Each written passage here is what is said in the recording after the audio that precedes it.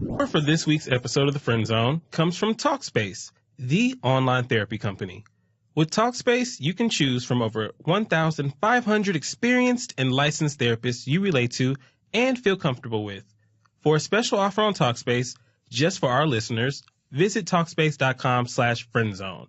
Therapy for how we live today. Okay. Welcome to the Friend Zone. I'm in the zone. My name is Dustin. I'm Francesca, also known as Hey Friend Hey. My name is Assante. This is the Friend Zone. Listen to the show. I'm in the zone. I wonder if I take you home, would you still be in love, baby? Because I need you tonight. I wonder if I take you home, would you still be in love, baby? Because I need you tonight. Take you home. Might even talk all night on the phone. Week later, won't you leave me alone?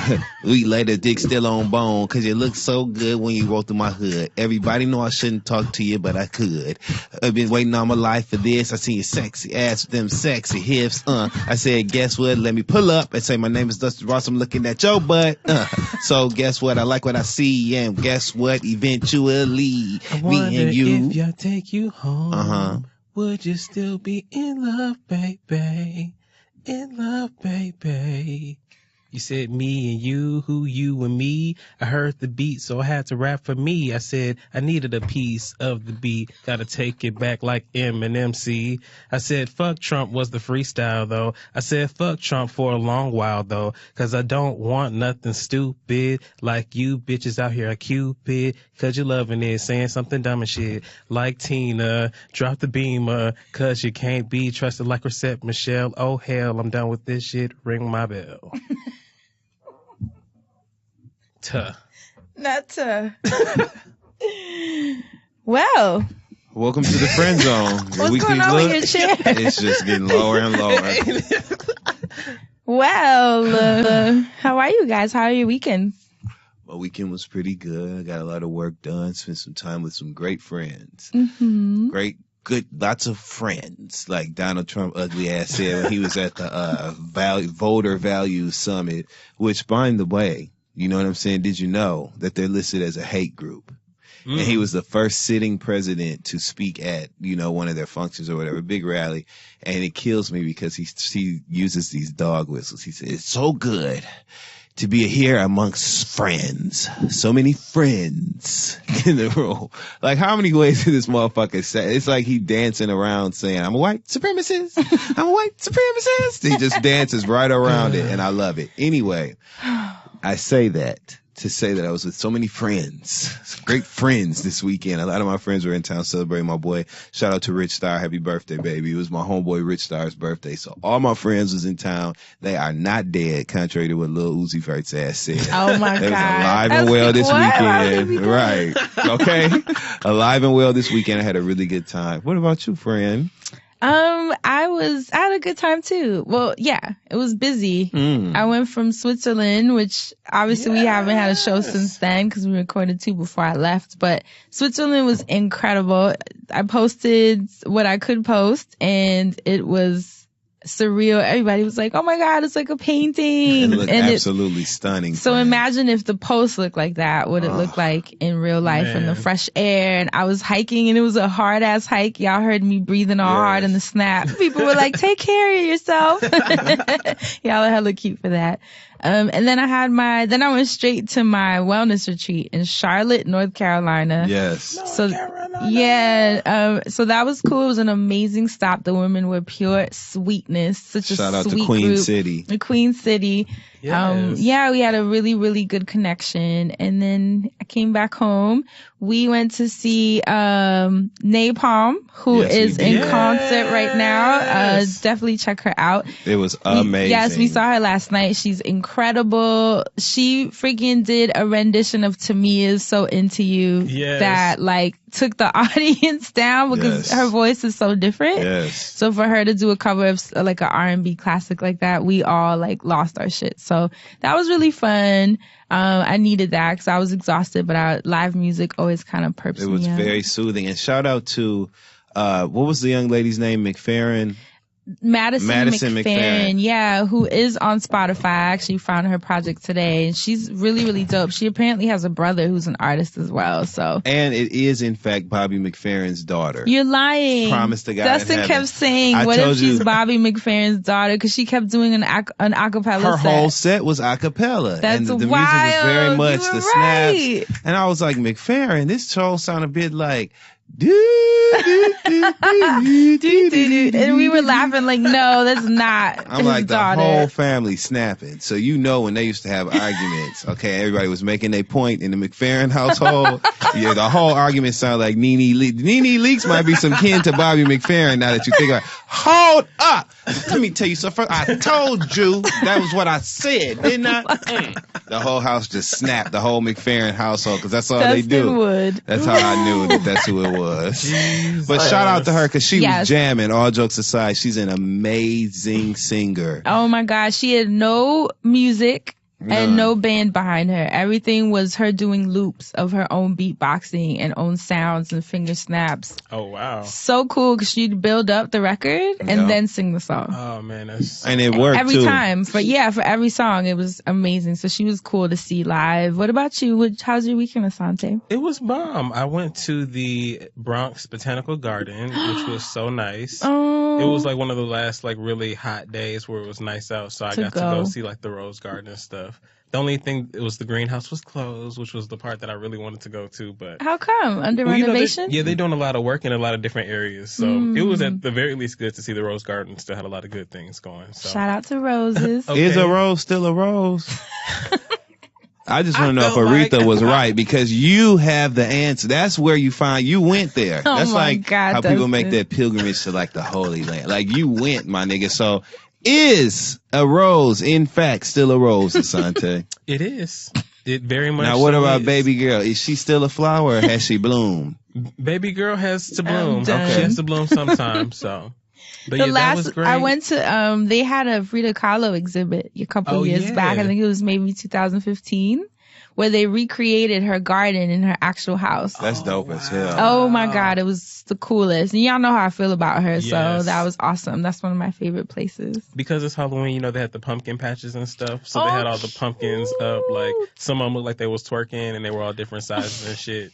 Some of them had like eggplants next to them, so I was like, this is a little suggestive because it was the kids' park, but I didn't want to say nothing. Oh, that's how they got there. I mean, that's true too. But outside of that, my weekend was bomb. I got to visit Crystal. She made me watch that movie Inside Out. Have you seen that movie? No. It's about a child, and it's like a Pixar movie or something. Mm-hmm. But literally the people in her head, like from birth, like so Joy. Is like controlling all of what's going on in the little girl's head, and sometimes sadness gets involved or disgust. Like you would love this movie. I know, I'm like, and what? It talks about the child, how she has her 5 stories, and they're all joy driven for the most part, but then sadness starts to touch some of them, and so it's a really cool movie. I think you would really enjoy it. Crystal made me watch it. Cute. Because she was trying to make me cry, but I did not cry. So it was bomb. Yay. So y'all ready to jump into this week's episode? Yep. Oh, let's do it. So last week we had a show titled Glowed Up, which was cute because a lot of y'all were tweeting me the lyrics to the Anderson .Paak song. I was like, you get me. And where we discussed what being glowed up means to each of us, and just the glowed up culture online. If it's real, what is it based on? The fact that most people view someone as glowed up just because they got a stylist and better makeup. Or they watch the right YouTube tutorial. Shout out to the homie Jackie Aina, who is the one you should be watching. That funky ass. Who is the other musty looking little nigga? Look like one of Marilyn Manson little cousins or something. Shit. What's his name? Jeffree Star. Jeffree Star. And that little nigga look like he smell wet. Every time you see him, the nigga look like he been outside in the rain. Wet, squishy Vans wearing ass nigga. He been running his mouth too. Every time I see him, he's in the media for saying something stupid. And Kim Kardashian, her ass got on there not thinking, you guys, some people just, whatever. But Jeffree Star, I'm watching you. And could you imagine Jeffrey and Dustin going at it? Yeah, I don't think we'll ever be in the same space. Well, I shouldn't say that because we actually might. But, I just got confused for a second. No, it's okay. You got a little flashback. But yeah, so that's what our episode was about. And as usual, you guys had a lot of amazing things to say. So who stood out to you, Asante? Shout out to y'all on the emails. I have Jordan. Hi, Friend Zone family. This episode really resonated with me. For me, I never say I glowed up. I always say I read up because life always has ups and downs. So whenever I bounce back, I re-upped. In the midst of my I went through what I felt like the world-ending breakup, and I had like a spiritual reboot. During my breakup, I was constantly on social media, depressed, and I had to log off because it became toxic. In the midst of my spiritual reboot, I was finding myself and was closed off from the world, and I really stopped talking to my friends and logged out of social media because of how it was affecting me mentally. When I finally caught up with my friends, they were shocked all of the major moves I made because I never posted it, and I ghosted them. I'm an extremely private person. I never like to brag no matter what moves me, and I make honest and let me just back that right on up. I am an extremely private person, and I never like to brag no matter what moves I make, and I honestly don't think people care what I'm doing. Thank you guys for the episode. It's an affirmation I'm on the right path. Hey. So, yeah, sometimes it's cool to just not post just because you don't really care, or you don't think people care what you're doing, but you just come back and then people are like, oh, damn, you glowed up. And it's like, I was just trying to do my thing, so I want to keep doing my thing. So keep doing that. Yay. What about you, Fran? What you find in the SoundCloud streets? I actually found two that I wanted to shout out. Excuse me, sorry, I had to clear my throat. Okay, it's a rough day in here. I don't know. We need a humidifier. I just took it all the way down. Oh, I'm like, is it just really dropping like I just that? took it out and leave it in here too. Don't even edit this out. We need to buy some Palo Santo in this room. We need to pop out the humidifier. We got mosquitoes, the chair's dropping. My chair need brakes. I don't know who I need to talk to around here, but my chair needs shocks and struts and brake pads and all that shit. I'm falling. What is going on? Right. Okay. Let's go. So Belkis Yanira Candelario. Oh, Fran, say that one more time. Say that one more time. Belkis Yanira Candelario. That's so beautiful. I'm going to guess you are Dominican, my sister. She says, this reminds me of Michelle Pham, the YouTuber that gained her following doing makeup tutorials. She felt so much pressure to upkeep her channel to maintain her income stream to support her family. And then she just left it all behind and focused on her mental health because she became depressed. Now she's focusing on her makeup brand and appears happier. And I think Michelle Pham is actually a perfect example because she was, I don't know if she still is, but she was the biggest YouTuber of all time. And she really was the first one who kind of started this whole YouTuber being a brand thing. Yes. Because she elevated the quality. Her videos started looking like commercials and she started integrating brands, and then from that started doing brand work and really changed the game. Like, she's the one that had YouTubers start to be taken seriously, like full-blown brand entities and moguls. And so shout out to her, first of all, for paving the way for the rest of us, really. But like the young lady said, and Michelle has a whole video about it on her YouTube, she like disappeared for like a year and then came back and said that she went to a retreat, I think in like Switzerland or Sweden or something, if I remember correctly, because it was all too much and a lot of it was fake. And she says she wasn't feeling it anymore, but she just felt this pressure to maintain the persona because of how much she had amassed and how much people were inspired by her, and she didn't want to let anybody down. Wow. And then she just gave it all up and doesn't really do YouTube anymore. Like, you know, that's crazy. Like, people were like shocked, but I totally felt her, and that's the glow up pressure. What is she doing now? She started a makeup line called M Cosmetics. Go ahead. Yeah, so she's focusing on that. She's actually, if I remember correctly, doing a comic, like an anime comic type thing. I don't know if it's going to be a cartoon or more so like a actual like physical comic, but she's working on that, you know, just doing more passion projects, it seems, and she does seem a lot happier. So that's what, I mean, if she could walk away from that, and this is a multi-millionaire on YouTube, then no one should feel bad. You know, like, it's, when it doesn't feel good, it doesn't feel good. It's just not worth it. So I'm glad that you guys connected to that episode. And then the last one I wanted to shout out is Nest Doll, who actually commented about my creative visualization wellness segment from last week. And she said, a few years ago, I was in a really bad emotional space, and I started imagining and daydreaming of a happier life, a happier me. She wrote, quote, quote unquote shopping for homes and property to buy without a dime saved up and some not so great credit. I remember just always staying open and sending my thoughts out to the universe. And guess what? The universe responded, because here I am 2 years into owning my first home with the bells and whistles that I asked for. And the best part is that I accomplished that goal all by myself. Go ahead, girl. Do it big then. And I love that, because a lot of you, the wellness segment on creative visualization, it resonated with a lot of people. I got a lot of really cool feedback with people saying that it kind of took the pressure off of like knowing exactly what you want to do with your life and what it's going to look like, and this whole vision board culture, and the fact that I just said ease into it with how you want your life to feel. Like use descriptors of like, I want it to taste this way and smell this way. I know that's weird for people. Like, what do you mean? Because I have very specific, line items for each of those that you just made. You would. I want it to smell this way, okay? Not that way. Damn it, Dustin. Shout out to TK that way. But, yeah. But I love for people to have that sort of shift in how they approach their goals. Because sometimes if one way isn't working, it's nice to try a different way. And this, I love that Nestal shared how her daydreaming and just kind of, because this is scientifically, think about it. Our stress levels send out chemicals in our brains that get in the way and kind of interfere with us thriving. Remember, we've discussed this before.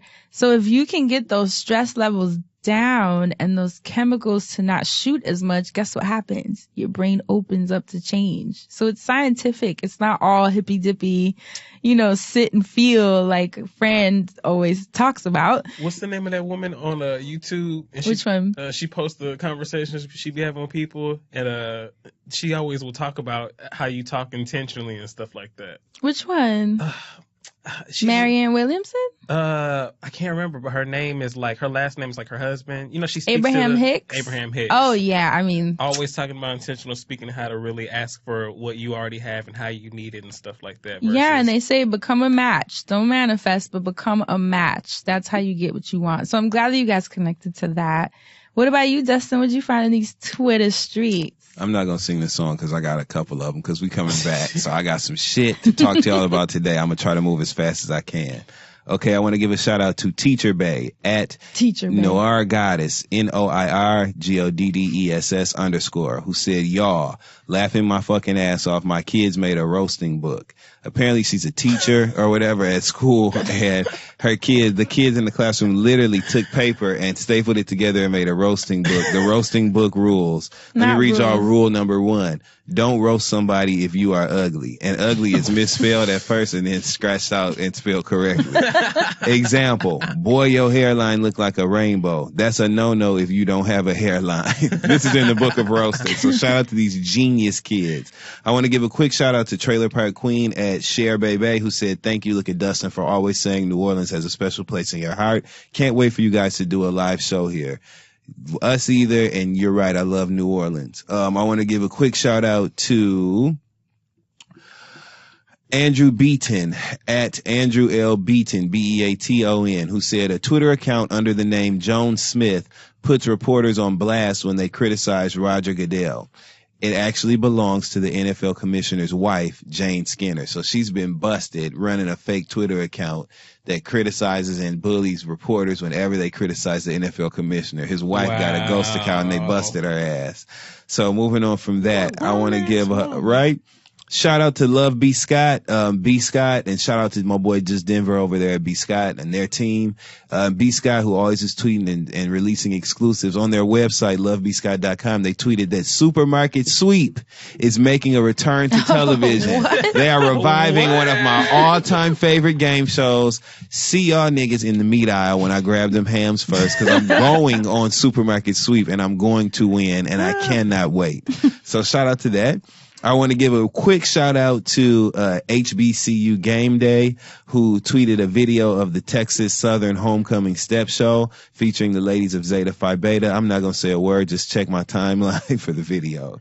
I also want to give a shout out to Headless Horseman at Social enemy _ social enemy who tweeted, my aunt logged me out of her Netflix. It logged her out too. She didn't know the password to log back in, so she called me to get it, and they accompanied it with this video. See, when you do clownery, the clown comes back to bite. Shout out to them. See, when you do clownery. Okay, we're winding up, y'all. We're winding on down. Quick shout out to WTH Darielle, Darielle, who tweeted, baby, I got some news for her, along with a picture of someone's Facebook post to the group Makeup for Real Black Women. The post says, I had to share this. My husband decided to be Xena the Warrior Princess for this past weekend's costume contest. He did his own makeup. He said he learned from watching me in the mornings. I'm so proud. This was a contest in the day. I thought this was a great Monday morning smile to start your day. You guys, look at the picture of her husband with the costume on. So the girl gonna tweet, baby, I got some news for her. Wait. So before I get caught up in the vortex of laughing at that joke, I'll get to our second to last tweet. This comes from my homeboy, LaTroy Davis. His Twitter handle is at Mr. L. Davis, who tweeted, and I quote, bitch, who the hell he thought he was about to pick up won't be kidnapping me. Accompanying this tweet was a screenshot of Troy's Uber request, which, if you look at it, the vehicle was a GMC Savannah. For those who don't know, a GMC Savannah are those big those cargo vans. Yeah. The big ass white. Yeah. So LaTroy obviously blocked that. And our last tweet that we're going to be highlighting comes from the media outlet Wrap Up, the website wrapup.com, who tweeted the following. Pink says Mary J. Blige once turned her down for a collaboration. And it's already funny, just that line, right? Especially considering how Pink, made that stupid tweet last week talking about, for dump number 45, I have hope for you. Hopefully the good will come out of you too. And everybody was like, boy, if you don't. So beyond that, spirituality gone wrong. Our last tweet, and I have to let y'all know this because it's funny. Speaking with SiriusXM's morning mashup, Pink said, I went in Mary J. Blige's trailer a long time ago. I think it was when I hosted an award show. I walked into her trailer and I was like, hi, would you ever work with me? She just took one look at me and she goes, no. I go, okay, I love you, Mary. I'll see you again. No hard feelings for Pink, who said that she walked away saying, I like her style. This is what I love about her. I respect it. Wait, why did she bring that up? Why are they talking about that? So we can laugh like we're doing right now. And that is what I have found in these streets. We back, y'all. Let's go. So let's jump into this week's show. Are y'all ready? Mm-hmm. So unless you've been living under a rock, there's no way that you've missed all of the articles and exposés and newspaper reports about Harvey Weinstein. In case you don't know who he is a pretty big deal in Hollywood. He used to own Miramax. Now he owns the Weinstein Company. And they are a company that they're film producers. They direct, they invest, they fund, they have tons of Oscars. They have a huge stake in Hollywood and huge. Like, I mean, they're in charge of like Pulp Fiction, Gangs of New York, Shakespeare in Love, like a lot of really, really big movies. So unfortunately, because of how big he is, literally and figuratively, he was using his power and wielding it in terrible, terrible ways that are starting to come out now. I actually don't know who was the first person to expose him. Like, what happened that he just fell right now? I have no idea who it was. I was trying to backtrack it and couldn't exactly find out.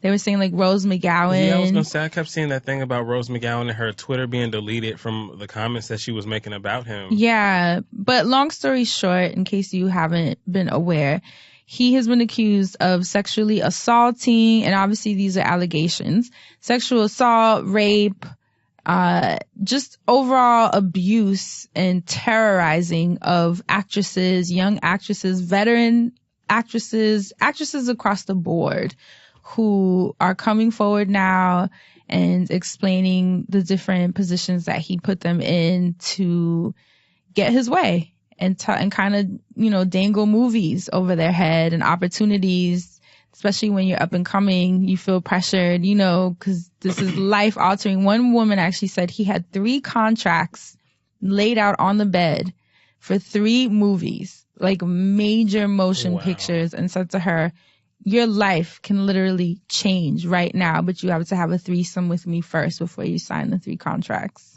Wow. So it's that level of terrorizing. I say all that to say this. What I want to discuss on today's episode is obviously not him specifically, but I know a lot of people have been through this. And this obviously is not unique to the movie industry at all. We've been through it in so many different industries, at work, with your peers, your own family, you know, because sometimes power doesn't come in the form of just like a job or a boss. It can also come as an elder, you know, someone who holds power in a family. So many different ways that it can show up. So my question to you guys is, and those of you listening, obviously, have you ever been put in a position where your moral values or your safety or even just your comfort level with how people are allowed to speak to you have been compromised because of it being a person in a position of power who was choosing to speak to you how they felt or treat you how they felt because they kind of knew that you weren't going to do much about it, considering maybe the opportunities that they had in front of you, you know, and kind of holding that carrot over your head, knowing that you're going to allow them to treat you how they feel because they have something that you need. Have you ever been put in that position? Absolutely. Yes, I have been put in that position, and I found myself quite often. I just said self, like found myself, like at a T at the end. What the hell is myself? And where has it been all this time? That's probably why I said it today for the first time. But no, I have found myself in that position. I'm an actor, and I am a media personality. I have to sell myself when I walk into rooms. Right. So engagement is of paramount interest to me, and it's also priority. That being said, I'm often in conversation with people who are quite influential and are often comfortable in the setting that we're in. And so they take risks in behavior, in conversation, in all sorts of ways. And quite honestly, I have learned how to manage that on my own scale as far as what I can tolerate and what I cannot. And that's for me and nobody else. Right. But yes, I have seen this. Yes, I have been involved in this shit. Yes, it's absolutely very real. And you just sometimes, unfortunately, are automatically viewed through a certain lens by people of power. And it's very challenging to shift their perception of you when they're attracted to you and, you know, flirty in everything that they're doing and saying to you, and you're not responding to that, but you're also still being engaging with them. How do you transition that from what you want to talk about to what we really should be talking about? You know what I mean? It's something that you just build this, I don't know, this capability, you know, from these experiences. And so, yes, it's very real. It definitely exists. And even on other levels throughout personal relationships, you often can find yourself on the opposite end of someone misusing their power. Mm-hmm. And so you know, in this case, these victims, unfortunately, were faced with the decision of risking their career. And people know who work in this industry, there is nothing harder than being incessantly pursuant of a career in entertainment, period. Whether you sing, act, dance, tell jokes, what the fuck ever. And so people were faced with that, like, am I throwing all of this away for bringing him to justice? You know? Right. And unfortunately, that's a huge risk, but there are other opportunities in life where you find yourself in this situation and you do have some sort of control of the environment. Right. Or you feel more comfortable taking control of those environments. And so I hope people take advantage of that, because it is absolutely not any fun to be on that end of that situation. And I'm glad you brought that up, because I was reading up on the women that have come forward, and I saw Mira Sorvino was one of the women and one of the actresses, and she was saying that her career completely shifted after she rejected him. Mm-hmm. And if you kind of notice, you don't really see her anymore. And she had Mira Sorvino. What was she in? She was in Romy and Michelle's high school reunion, remember? The Replacement Killers and like Mimic. Like I'm looking at her film. Yeah, so she was in a lot of movies. And I remember seeing her a lot for a while. Like she had this like really, you saw the ascension happening, and then all of a sudden she kind of wasn't there anymore. I assume, because you never know, you can't really assume. Some people just don't want to be in Hollywood anymore. You know, they get a couple movies and then go live in the mountains, which is what I would do. So I can't really judge. But apparently from her stepping forward now, that wasn't the case at all. Her career, she says, dried up. Like she was completely blacklisted. She said everyone got really icy towards her. And then now when you read the reports, that was his thing, where he would use that as a tool of manipulation, where it was like, well, if you don't fuck me or do what I'm asking you to do, yeah, like you're messing up your career. Like I am the man in Hollywood and this is the choice you're making. And a lot of actresses are saying their careers dried up after they rejected him. So it's, you know, it's really sad. And like you were saying, it's sad when you have to kind of like decide between not having this career that you work so hard, you know, to develop and really push for this craft and be seen and really pursue this goal. And you're right there finally, or doing the right thing and saying that you are not going to be. And you know what? I take that back. Let me not say doing the right thing, because people make their decisions based on whatever they need to do. So that I will retract that, because that's judgmental on my part. You ain't mean it like that, though. No, but I still, it comes out sometimes. You have to check yourself. So I have to make sure that I'm being fair. I better not see one comment. No. But, you know, she rejected his advances, and it's sad that like that's even a choice. And that there are women who won't reject his advances in turn, you know, because they do want to pursue this. And it sucks that it's not even about it being good or bad. It sucks that we are put in this position to begin with, and that someone has that kind of power to push women to have to even decide shit like this. Like that's the real problem. That's the real good or bad. So I'm glad that you brought that up, because, you know, sometimes we'll be righteous online, like, why didn't you speak out, or how could you sleep with him? But it's like, you don't know people's situations. You know what I mean? And it's you won't know until you're in it.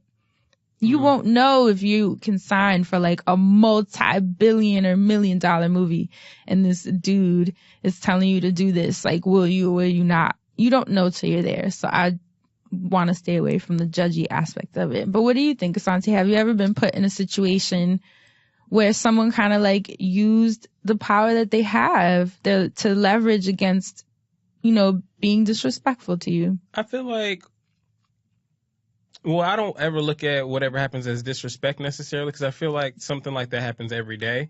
Baby, and please. The reason, let a bitch get out of pocket. Well, let me say, the reason I say it is because, you know, I worked in the restaurant industry for so long. So on a super small scale, people make you seem like you need to go above, beyond, jump through hoops, to play with the ring of fire before you jump through it. And for what, 10% and 15%, 20%. And whatever the check might be, that might be what, $5, 10, maybe 15, maybe 20. Not enough to cover an extensive amount to keep you going. But somebody says, your table needed to get some water filled and you didn't fill it on time. So they said that they only left you like a $2 tip as opposed to the $18 you could have had. Someone could be over in the corner being like, well, if that was my table, I would have made sure they had water and I could have got that tip. Or it could be, damn, it was just water. Did I really deserve to be docked all of this money for that? But it's those people that are put in this power that look at things how they look at them, how they perceive them. And it sucks because there should be some sort of checks and balances system, but like it's just hard to get to what that would even look like because these people are so high up in powerful situations. Yeah. On a restaurant, you know, it's not a super powerful situation, but it really is when this person service is really pretty much the customer's always right. So you could literally look at your table the wrong way. If they complain to a manager, it's a wrap. They eating for free and they don't have to leave you nothing. So you actually ain't eating nothing tonight. Like it's it sucks that shit like that happens, but on a small scale, I just saw how people abuse that. Even me going above and beyond to make sure tables had things that they didn't have to ask for. Like, I was like, you know what? I'm giving my table bread, even though people say you're supposed to ask for it now. I'm making sure it's hot, even though don't nobody want their breads, they rolls is cold. And then at the end, you have that person that might be like, you just should have done one thing. You didn't bring me a toothpick at the end of the meal. It's like, I don't actually do that. No one does that. First of all, bitch, this ain't the dentist. You know, see what I'm saying? Like, there are just all these scenarios where people will just wield this power. It's like, I know you're supposed to leave me money for this, but like, your service was good. So now I have a decision to make on whether I'm gonna just bring you the toothpick and seem like, you know, a whipping boy, or if I'm gonna teach you, you know, about servicing your server and how that makes sense. Right. You know, How close to the first is it?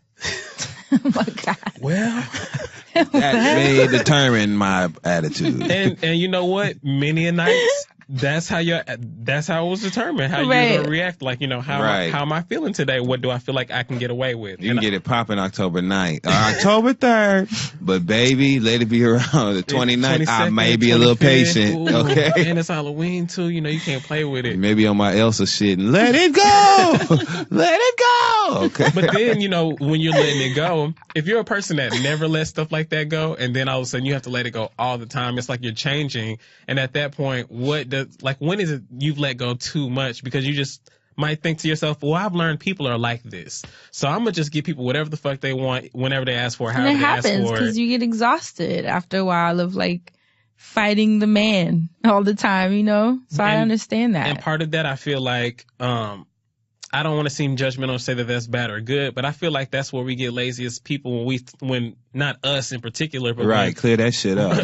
I work hard. I'm like Shekinah. Well, no, I say, Oh my I God. say Fucking lazy with as you. people when we thinking, because when there are those people that are like, well, how come she didn't do X, Y, and Z? It's like, you thinking lazy now, because if you think that whatever you have is and would have been the answer, do you think this person wanted to be in this position that they in? Like, Right. Do you think that they wanted to, do you think that I wanted to let my table talk to me like this so I can get this money for my rent? Like, Right. How much was the check?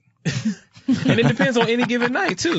You Dustin could is on today. like look at, do you watch Broad City? Yeah. Yes, you know I'm in Are you love. caught up with this season? No. Okay, so on this season, there's an episode where, damn, I always forget which one's which. That's fucked up. Alana, the hypersexual one?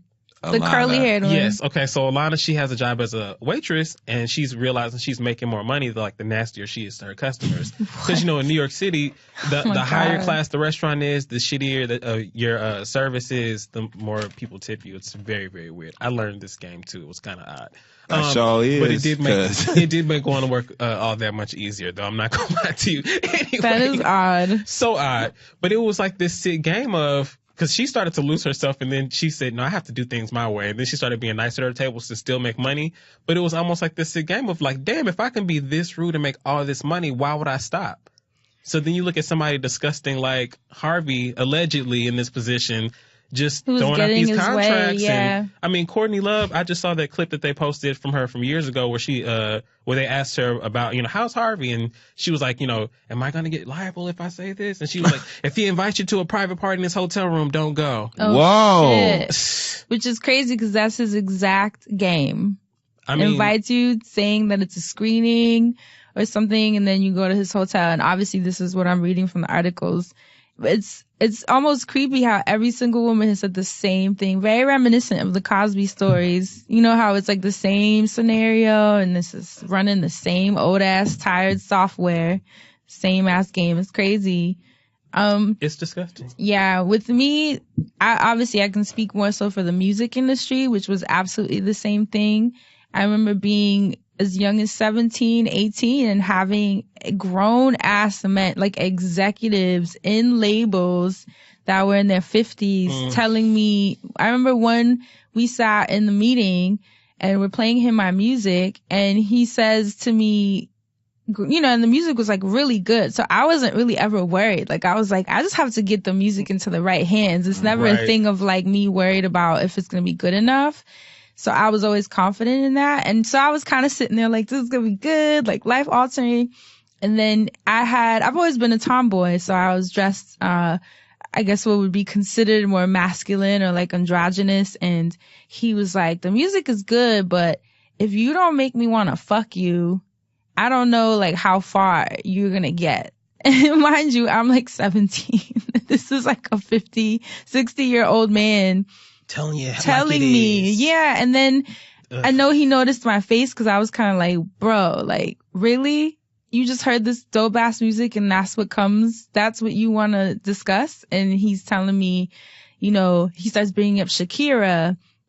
And he's like talking about her sexuality and mentioning like all these other artists and, you know, and telling me, and it was crazy because you never want to be that woman or person in general that like pits yourself up against other people where, you know, some people be like, cause Beyonce sells sex and I'm not trying to be that girl. I'm not going to do that. Beyonce sells sex. She's a beautiful woman. She's a powerful woman. She's using her gifts. If that's how she wants to sell it, then that's how she's selling and she's doing amazing. You can also be androgynous and a tomboy. I feel like she does that too. Sometimes she's a tomboy. Sometimes she's more masculine. Like we're allowed to kind of play into whatever roles we want to play.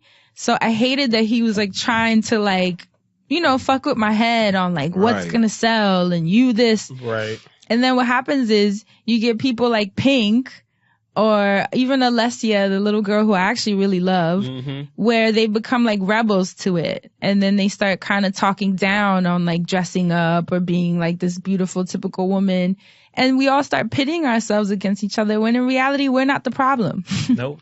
You know, the Beyoncés of the world and the TLCs of the world, or however you want to express, aren't the problem. The problem is the gatekeepers deciding who out of those forms of expression are the winners, who's going to make the most money. And the fact that sometimes we do feel forced to be over-sexualized because that's what appeals to men, and men are the gatekeepers. And that's where I have a problem.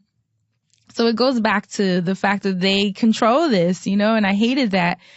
I'm sitting here, a talented ass kid, and not just him, but everyone I was working with, even producers, it was always the same thing about sex. Fran, you have this body, and if you do this, and if you just take off a little of this and that, it was always the same conversation. And I almost gave in. I remember I was working with this producer, and he wanted me to be Vanity. He was like, you would be dope as like the new wave Vanity. And if you guys know me, that's so not my personality. To be like in lingerie with heels, singing pop songs. Like, shout out to Vanity though. I love Vanity. Vanity's the shit. Are you kidding? I wanted to be her. Like, shout out to Vanity. Go ahead. Which is ironic because I loved her so much and wanted to be her. So when I had the opportunity to actually like mimic her, I was like, she is already Vanity. Like, I'm not her. And I hated that like everyone was agreeing with him and saying like, yo, but you would be popping, like your body in that, come out the scene with the hair and those vocals. And for a second, I remember thinking, Fran, if you want this to work, you might really have to do that shit, because that's the game. And it's like you were saying, Asante, like sometimes you get so burned out with like trying to do it your way and it not working, and you don't want to deal with that resistance anymore. Like you're just like, fuck it. So I completely understand why people end up creating careers that are not based on like their comfort levels and what they want to look like and what they want to sound like, because the gatekeepers always decide differently. So it's really sad. You know, it makes me sad that people in positions of power can really, like, the fact that he was using his company, who is a great company, right? You know, like powerful, life altering, putting out like incredible work. And then deep down, he's using it for like his sexual, like, you know, it's like, what? That is terrible. And furthermore, when is somebody going to hit him with, not when is somebody going to? Actually, fuck it. I'll just say it would be really funny if somebody hit their ass with the he one time. Like, oh, well, you would be, you know, I'm telling you, in order for you to really be successful, you have to be sexy and do this. Well, that's crazy, because what if your job worked like that? Bloop. What if you had to be sexy to be an executive? You know what I'm saying? Yeah. Well, none of y'all motherfuckers be working. Okay. None of them. Harvey Weinstein looked like Lena Dunham.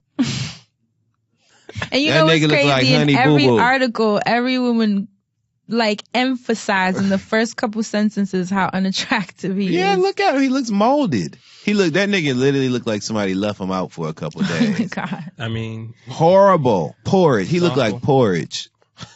That's that nigga. He looked like gruel. That shit they used to eat on The gruel. Simpsons. Cold oatmeal. Them cafeterias, gruel.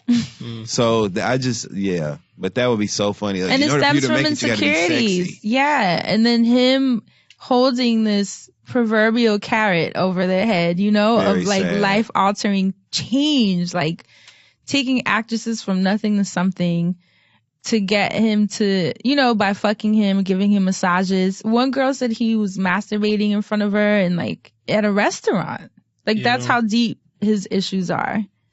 And the problem is that, so what do you guys think about this? This is a second layer of it. The people who know that executives are like this. Because apparently a lot of people are saying, obviously these stories are like 30 and 40 years old, like 30 years old, starting from like the early 80s. There was a case back to like 1980. And people would just say, that's just Harvey. That's just how he is. Or they'd like kind of low key warn each other like, yo girl, you know, like if you go, just know that like he gets down like this. And that's something that's common. Cause even in the music industry, you'd hear like so-and-so's like this, or he might make you do this. And you know, you kind of just keep that in mind when you go into the meeting, or you make sure that if they say, let's meet at a restaurant, you say no, or, you know, I'd rather meet here.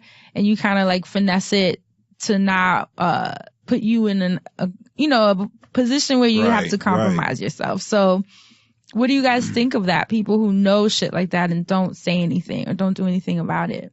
Everybody's built differently.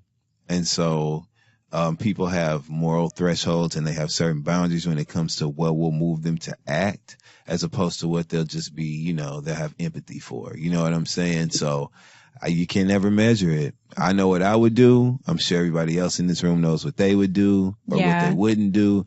But, you know, it's a very tricky space because you really can't judge someone else's decision making. I mean, you can, and I do, but I know I'm wrong. But at the end of the day, you know, so. Because that happens even in families. That uncle. All the time. You know what I'm saying? That uncle that people would rather like freak out and make sure the kids aren't with him in a room as opposed to like doing something about the fact that he's coming to family gatherings. You know what I'm saying? Like, I think everyone can relate to that situation. The craziest thing in the world. The uncle or the grandpa or just that aunt, like everyone knows that. And it's not just in terms of business. It's in terms of whatever people are and like secrets and hiding and not want to confront certain things. So there's a part of me, because I know some people were getting on the women who haven't come forward or who experienced these things and never said anything. Similar to the Cosby case. Remember, people were like, well, why are they taking so long? Why are they saying something now? And it's like, trauma is very real. Like, we've studied on this show, like I just said earlier, the chemicals that are released when you're in a position of fight or flight can literally chemically cloud your judgment, cloud your understanding of a situation, and change how you would react. So from the outside looking in, we know how we'd react. And in reality, that person knows how they would have wanted to react. But when you're put in a position of high level of stress, you don't always have control of the biological things that are happening to not cause you to react the way you should, or quote unquote should. You know what I mean? It's a lot that's happening internally, not to mention triggers, which we've talked about. You know, this could have been something that's happened to you before, and it kind of gives you that deer in the headlights syndrome where you freeze and don't know how to react. Like, so many reasons why people don't come forward and don't say anything. Maybe they're scared. Maybe they don't want to lose their job. Their family depends on it. You know, like, a lot of women are getting slaughtered online right now because people are mad. And I'm like, everything to deflect from the fact that he's a pig who shouldn't have been doing this in the first place. But now the women are being blamed. What do you think? Do you think it's even in families, like when people don't say anything to that uncle, is it a problem that people stay quiet and kind of like sweep things under the rug? I think it's a problem, but it's kind of like everybody's put in an unfair situation. Right. Just because, like, for these women that haven't come forward, it's such a hard decision to come forward because on a personal level, like you're saying, like, it might be something that they want to black out and not even think about on their day-to-day, let alone being put back into the spotlight and then the media or something really, like, traumatizing. It was traumatizing enough to go through in that moment. and then to know that you couldn't get any help, and then all these years later to find out it's been happening to all these other people, and then you want to have your moment, but then people are, talking about those people. It's like, well, I'm gonna just have to stay over here and not say anything, or like you're better off. Fix this, however I want to fix it. And I think it sucks when you're put in these situations where it's like you can do something about it, but you don't know how, because if you could do something about it, it's like, or if it was like easy or as easy as you would think, it's like you would. But then when you're dealing with somebody, like let's say somebody is on Harvey Weinstein's counsel, and he could have been called the cops and been like, yo, he's up here doing something illegal. It's got like a, and they're saying that his whole staff, his assistants, his lawyers, he'd been paying people off. Like, they're clearly all aware. So it's hard when you're in a situation like that to figure out who you can tell or talk to when it's someone so big and they've been paying someone off too. And they may be in on it. So then the whole media already don't want to trust you, and then you already feel like this person has everybody else in the bag. It's like, how do you, it's almost like a trapped feeling. Yeah. It's just unfortunate. And I honestly, and it's scary because it is hard. And most importantly, especially like for women and women of color and just POC in general, we already have it hard with the gatekeepers who already keep us at bay, like even further than anyone else. That's right. So when you're put in a position like this, where you're at the door of opportunity and someone plays like that, like it's just so unfortunate. It really, really is. And it's hard because now the only thing I will say that's good about this is that I do think it's like unveiling a lot, because now people are coming forward about different. Mm-hmm. Like I just saw there was an article about an Amazon director like that is in charge of, I think, like their movies, or I'm not entirely sure what his like actual position is, but I just saw that it said like a top level Amazon executive in the movie department had to step down. He resigned because of allegations that are coming out about him, Harvey Weinstein's brother, tons of other directors. So it's like, it's a wrap.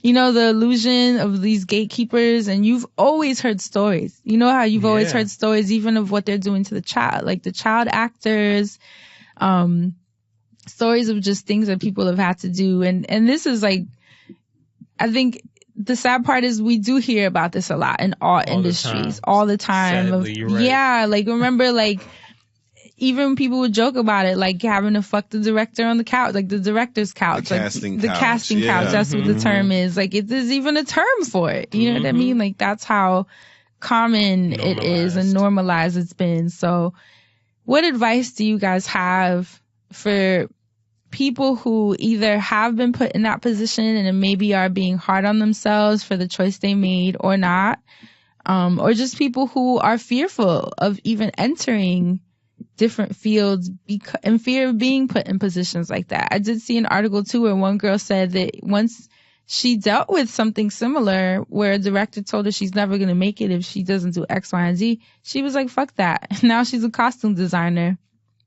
And she was an amazing actress. She was really young and had like the opportunity to start young and really slay.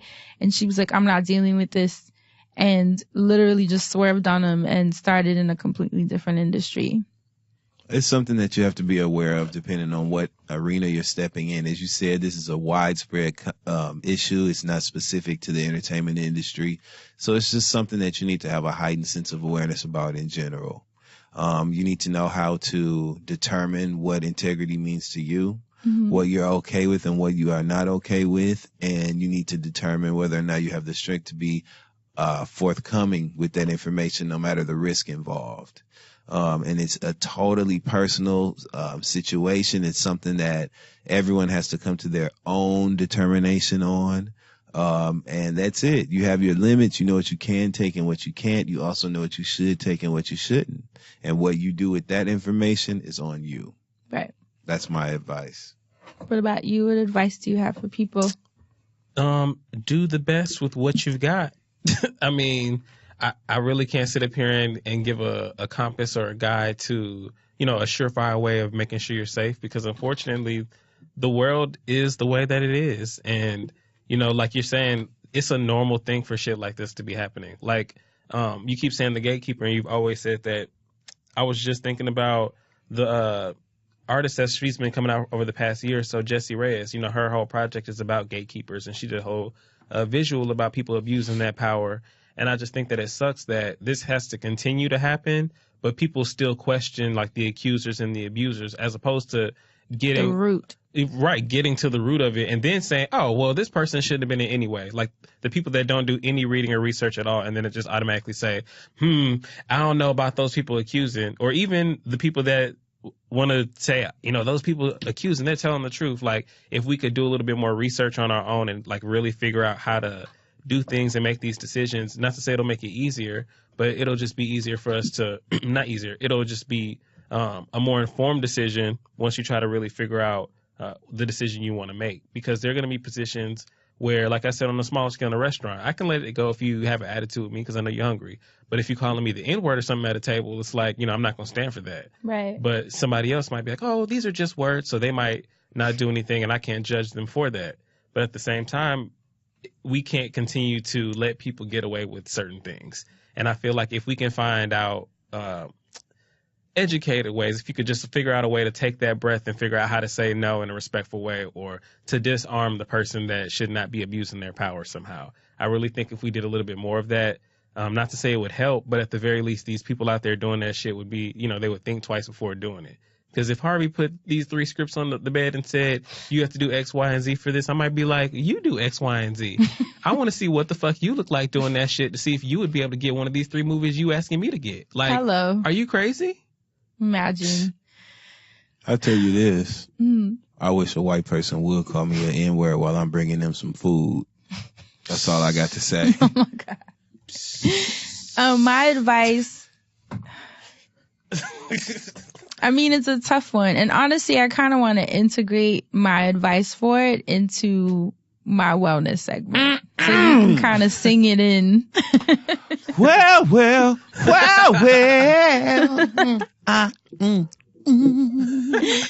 I just want to, because I think this will be a really good point of reflection or journal entry. Just remember we had that conversation about boundaries. And I think at the end of the day, a lot of what happens is when we don't have those solid boundaries around us on like, this doesn't feel good. I don't care who you are, whether you're my mom, my son, my husband, my boss, someone who is at the gate of my life, quote unquote, changing. You have to actually be strong enough and faithful enough to understand that no one actually has that kind of power over your life. It might seem like it. Like, yes, these women were iced out and blacklisted, so it very directly affected them. But you also have to, you can't like be consumed by thoughts like that, because I know, especially now, times are changing.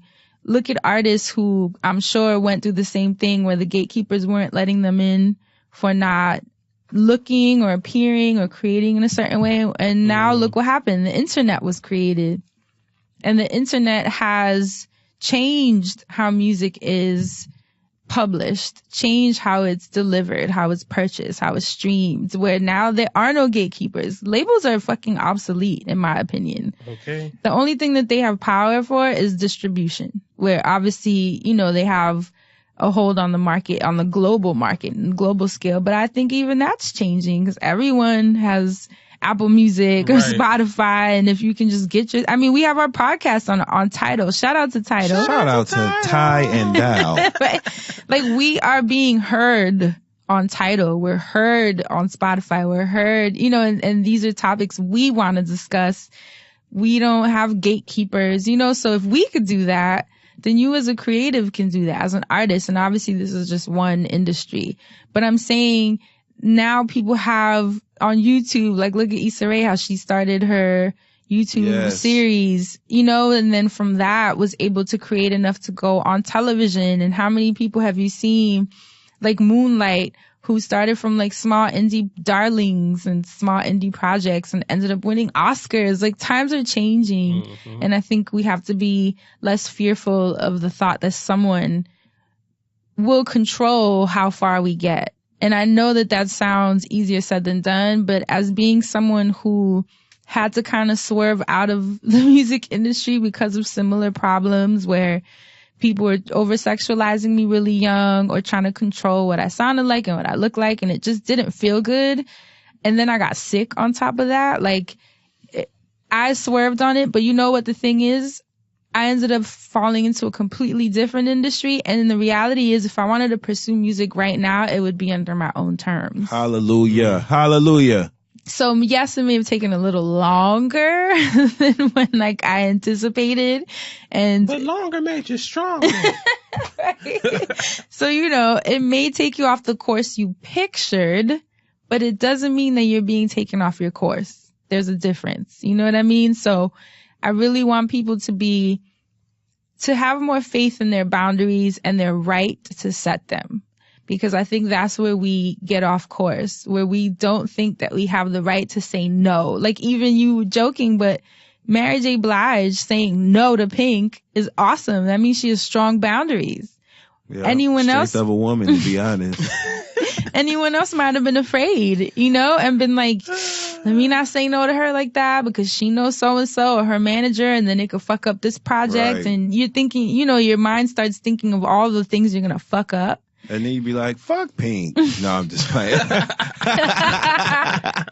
just playing. I love her music. But it happens all the time. Like, how many times has, like, a boss or someone in a position of power talk to you, like, a little bit crazy? Oh, my God. But because you didn't want to, like, fuck up opportunities or maybe that promotion that you're so close to. You smile through them. You smile through it.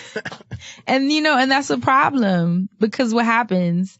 They think it's okay. Mm-hmm. So now you've set a tone for them of what level of disrespect you are willing to take. And trust me, they're going to run with it. And it happens with friends. It happens with people. So I think what the boundaries conversation as far as us, and granted, at the end of the day, a predator is a predator is a predator. They don't give a fuck about boundaries. You know what I mean? Like Harvey Weinstein, you could have said no. And he was still pushing up and abusing. So I'm in no way saying that boundaries are the fix or the root of the problem. Right. In no way. But what I am saying is don't allow these predators to change the way you move. To change, to make you fearful of like pursuing these goals and entering these industries. Like don't let it shift that. Still pursue, still create, still work where you want to work. And don't be afraid to say no. Don't be afraid. Don't be afraid to admit when you're in a situation that makes you uncomfortable, regardless of who it is that you're around. And that goes for everyone, family, friends, and in business. Tisha Campbell performances. Even if she do not be afraid to let them know. Because I'm someone, we've talked about this before, where I really like being nice. Yes. I don't like being mean. And so if someone asks me something they need or something that I'm uncomfortable, I hate saying no. But I've learned that no has been extremely empowering. You see how Pink said it made her look at Mary differently? Yeah. Because people are like, this person knows what they want. They're sure of it. They're comfortable in their skin where no is just no. Yeah. And it's actually very empowering for you and the people that you deal with because it makes them realize like, shit, are my boundaries that clear? You almost give people permission. So yeah, hit her with the curve. You going with me to the grocery store? No. Go away from me with this, Pink. It's actually made me more vocal and clear. And what happens if you are more vocal about what you want your life to feel like? It's going to be manifest. You're going to feel that more often because you'll attract people who respect those boundaries, and people who don't respect it will weed themselves out. Or I can spray my spray on them. Or you spray your spray on them, right? So just wanted to bring up the boundaries conversation. I think when we discuss boundaries, people forget that that includes your mama too and your boss. And don't feel bad. It's your birthright for life to feel the way you want it to feel. Say that shit, friend. That's it for this week's wellness segment and hot button issue. Hopefully that helped in some way. Thanks again to Talkspace for supporting this week's episode of The Friend Zone. Talkspace, which is the online therapy company, makes it so easy to connect with an experienced, licensed therapist that you pick based on your preferences for a fraction of the price of traditional therapy. You can send your therapist audio, text, and video messages, or even do a live video chat. You can pick the best plan for you. No matter the time or location, you can speak with your Talkspace therapist on the web or over the phone without scheduling, traveling, or worrying about your privacy. And Talkspace therapists are fully licensed and go through a rigorous screening process in addition to the thousands of hours of supervised professional training. Best of all, Talkspace is 100% confidential. You can remain completely anonymous if you want. Start therapy now with a licensed therapist that understands how you live your life today. To match with your perfect therapist, go to Talkspace.com/friendzone. And as a special offer for our listeners, you can use coupon code FRIENDZONE to get $30 off your first month and show your support for this podcast.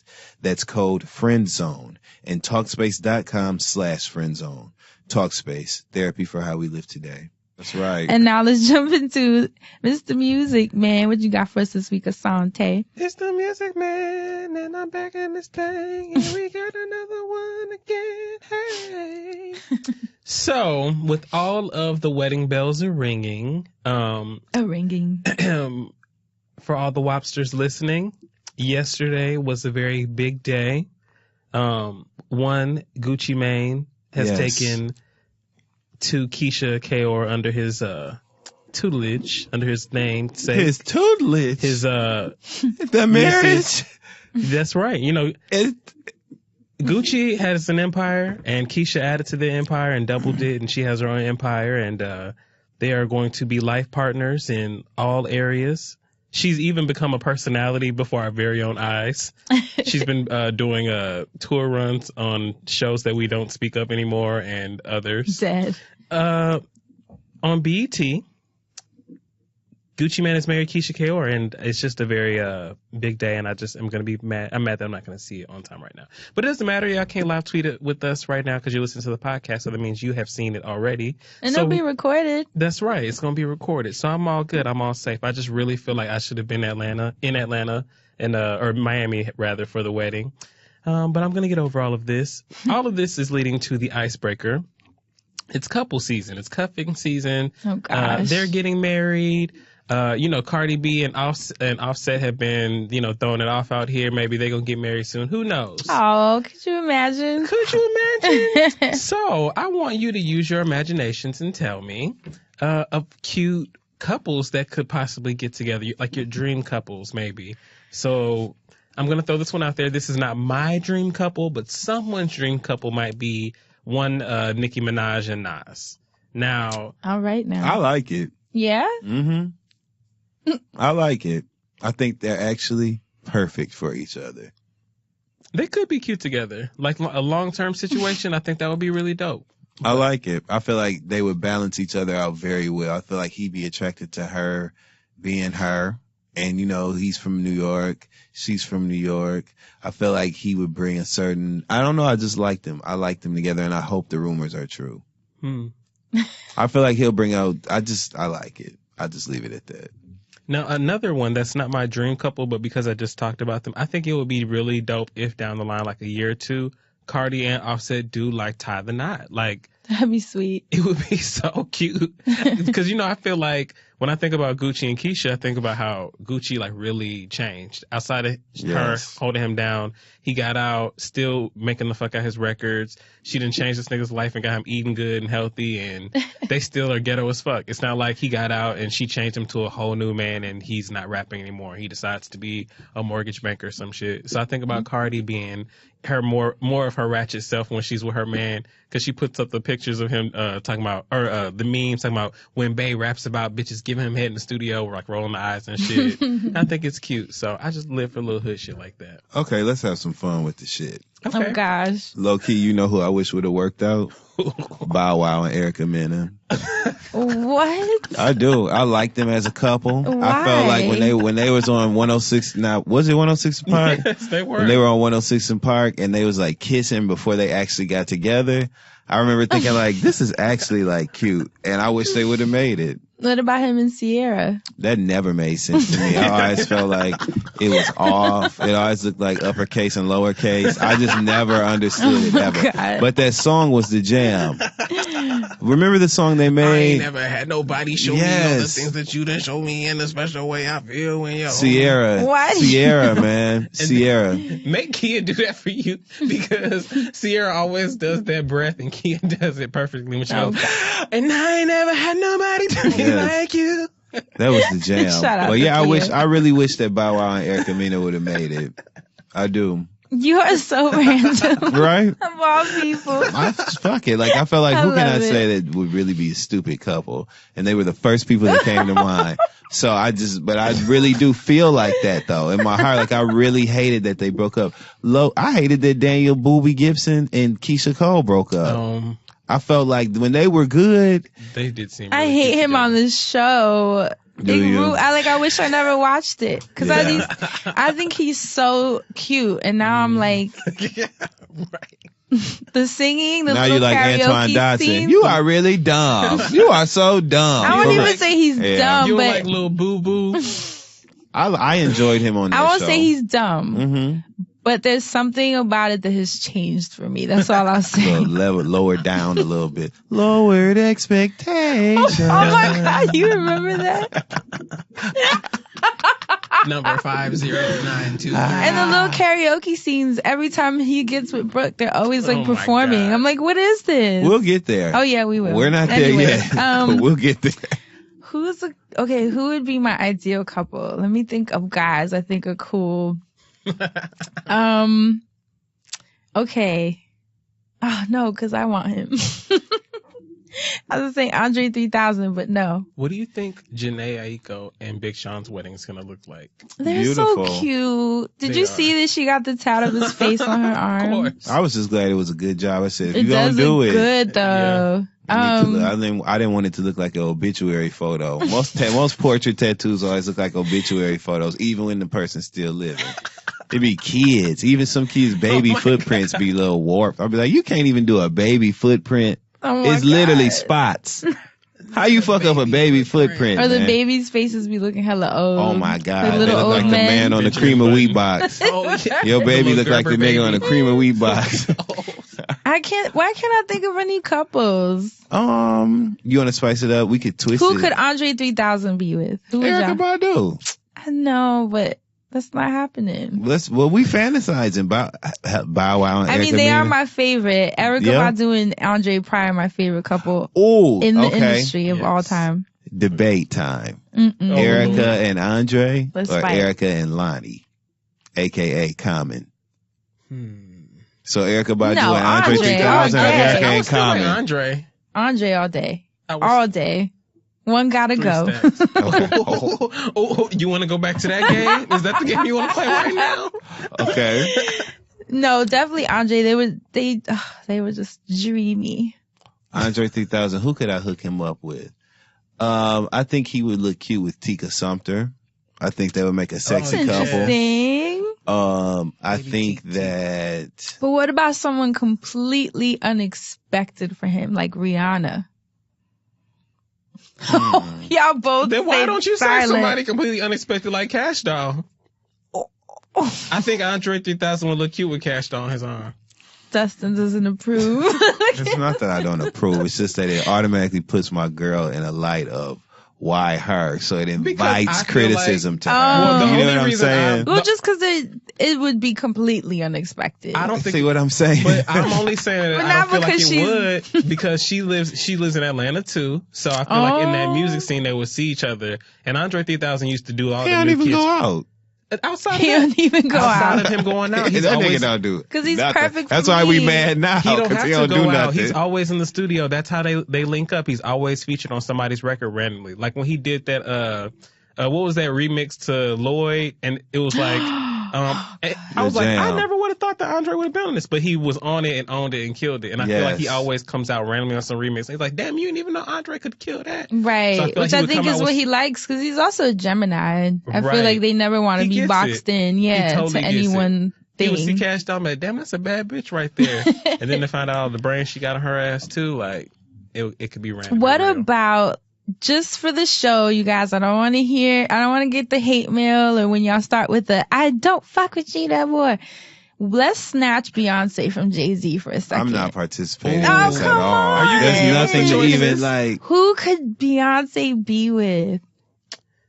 Shit, I don't know. You know, Jenna and them already be with, like, rich people whose names we don't know, so. Beyonce would have been cute. I'm like, should it be an athlete? No, not to me. I would see her more with like, this is so Someone bad. older, like can't- an I know. Idris. Oh, I have the person, but I just I Wait, feel so Beyonce bad. and like Mahershala. Not to No? me. Too young. Too Rihanna green. and Mahershala.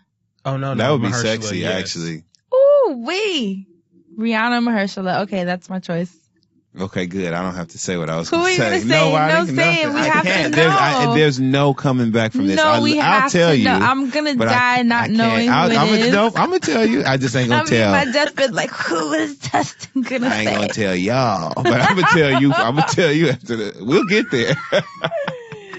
Okay, so that's my final answer. I'm sticking with Erica and Bow Wow. It's safe.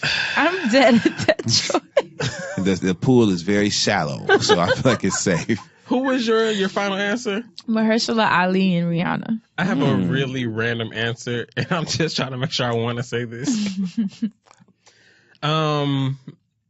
I think it would be really cute and random as fuck if Kelly Rowland, and I know she's happily married and she already got somebody, and that whole thing is so Just nice. for play. Just for play. I just think it would be so random and cute because I feel like there was this thing where R&B singers always had a thing. If she dated like Anderson .Paak, like not married him, but just to know that they would go That's out. random, but I like it. Because Anderson .Paak is so cool and musical and funky, and I feel like he would be like Kelly would be, oh my God, Anderson, you are so funny. That's so random. Dead. But he would like switch her shit up and really make it sound dope anyway. So just a really random. I could but cute. take it. What Like- about Michael B. Jordan? And who? Keisha Cole. Michael B. Jordan and Keisha Cole. It will work. Think about how he looked in Rocky and shit. Or how Or he not looks Creed. now but I think in he's Black into Panther. white women, ain't he? So Chanel West Coast. They asked him. No, he didn't. No, I'm just kidding. He said that wasn't true. Chanel West Coast. She said she got a new bag. It could be Michael B. Jordan. Michael Bay Jordan. See? Oh man. Who would I see Kelly Rowland with? Kelly Rowland is so refined and so I see it with an older man. distinguished, Put right? it with Idris. But you know, He's Idris a hood like that, rat. right? I hate that I always pick Idris. Like He like a little, you know. wasn't he? I feel like he's friends with Tyrese. I feel like they go drinking on the weekends. Oh Right. That's the God! Enough I don't said. think anybody's friends with Tyrese. like, That's what the problem is. Ain't nobody talking to that motherfucker. Ain't nobody telling him, nigga, shut the fuck. Ain't nobody saying, give me a goddamn phone. even Tank was Where are tweeting your the Rock friends about at? getting on the damn Because spin-off. Tank is smart. Shit. Okay. What about The Rock? Who could he be with? Queen Latifah. The Rock and Queen Latifah. I'm done. I can make your bed rock down. Okay, you talking about a Casper mattress. The Rock and Queen Latifah, baby, bust it down. Turn your goofy down. That's what they would do. The Rock and Queen Latifah gonna put it The down. Wraith in China. Okay? That's how far they gonna fall. Remember when you was a kid, they would say if you take a spoon and dig in the dirt, you get to China. That's how hard they gonna make that bed go boom. Can you imagine The Rock and Queen Asante. Latifah? Done. We're done. You talking about sounds. Okay, Okay. that's it. That was it for the icebreaker. Now we moving Icebreaker. on to the, Okay. to the listens lately. What the fuck? What have y'all been listening to lately? Oh my God. In the spirit of that, maybe The Rock and Queen Latifah have been listening to Division's new album. Okay, division. The Great Divide. Okay. Pardon the Red Moses. Okay. Yo, my face like hurts. Like, Not the Red Moses. I've been listening to. Y'all ever check out St. Vincent? Yeah. I'm trying here, okay? St. Vincent's good. Listen. What else? What else y'all been listening to lately? Besides the fire alarms, because you know every alarm in the house going off, and them niggas start fucking. When The Rock and Queen Latifah start going at King it. Cruel. King Cruel's dope. Garage door went up. Oh my god. The garage. Sprinklers went on. Everything just started fucking up. You're like, it's Mercury and retro. What the hell is going on, man? Until you hear it. Sorry. Go ahead, Joe.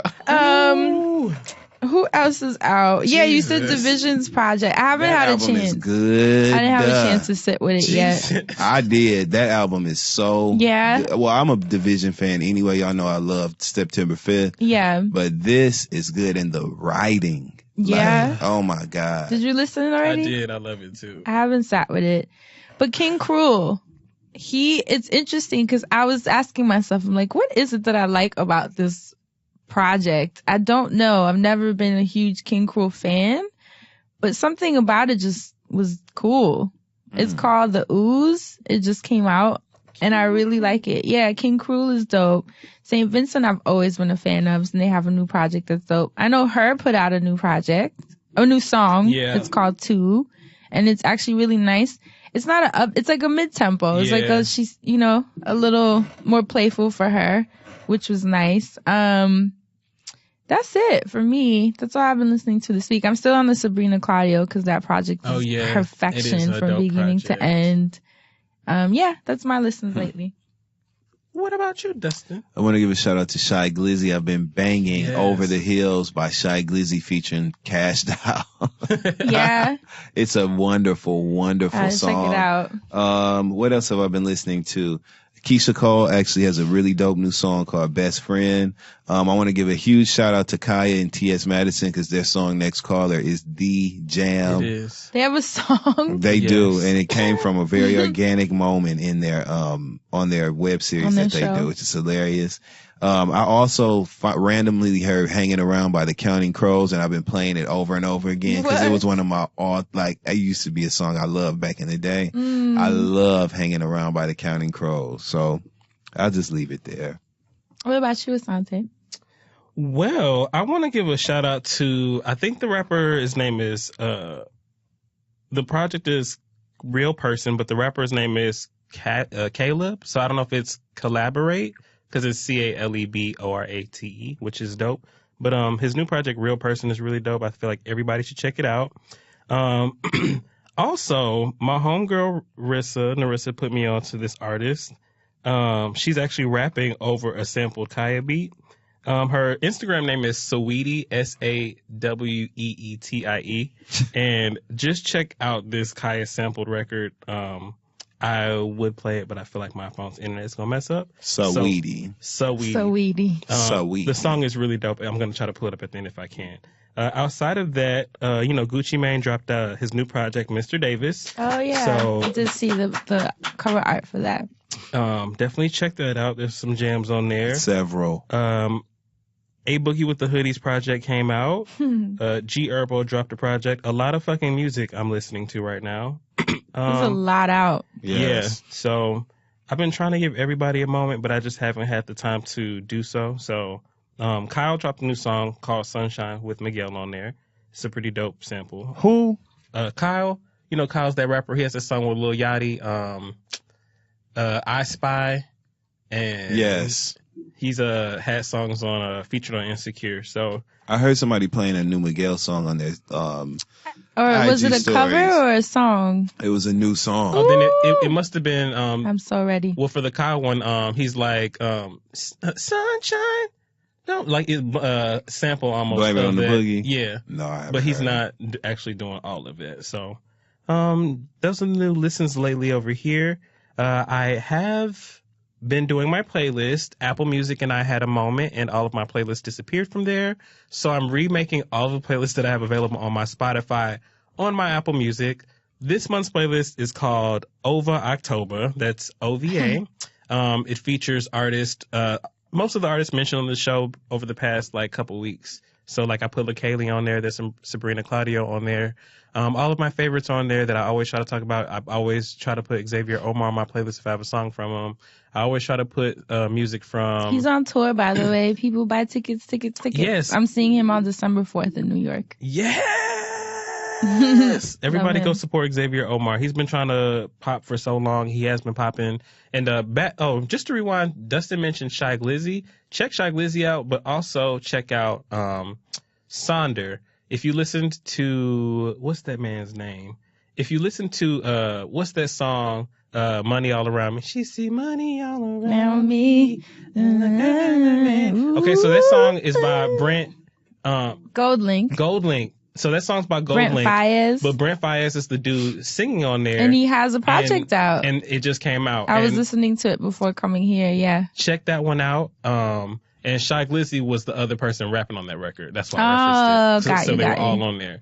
So check out the new Sonder project and check out that Shy Glizzy song. And I think that's pretty much it here over in the Music Man world. I want to say one thing before we switch to Dustin. Come on, Anne-Marie. Oh, I have another thing to say too, so go ahead. Yeah, so remember that we discussed last week, which actually was like 2 weeks ago for us, when Asante asked who would be our dream mashup. And I said the Diplomats and ASAP Mob, okay? And apparently they have a show on November 21st at Spotify's Rap Caviar live show in conjunction with Live Nation. And it's at the Hammerstein Ballroom. So that's kind of fucking crazy. People were like, are you psychic? Wow. Super. That's crazy. Like, for real. So, you goddamn professional. You know, man, I'm tapped in. So, October 20th, on Friday, English fan. On Friday, October 20th at 11 a.m., tickets will go on sale. So definitely check that out. I definitely want to go. I'm sure it's going to sell out so fast, though. Yes, I want to go so bad. Diplomats and ASAP Mob. We got to be there. Hey, Spotify. Right? Okay. Shout out to Spotify. I love that they're doing shows. Oh, hell, y'all, the podcast, have us in the building. And that's Harlem right there. We have to go. We have to be there. Chad, if you're listening, get us tickets. Okay. But that's it for me. That's all I want to say. Also, the last thing is the artist Saweetie, who sampled the Kaya song. The name of the song is called Icy Girl. And I think I can pull up like a second of it. So let's see if it's actually working. The video looks really cute too. Yeah, she just dropped it. She's got on a cute like coat and shit. I'm dead at the dogs.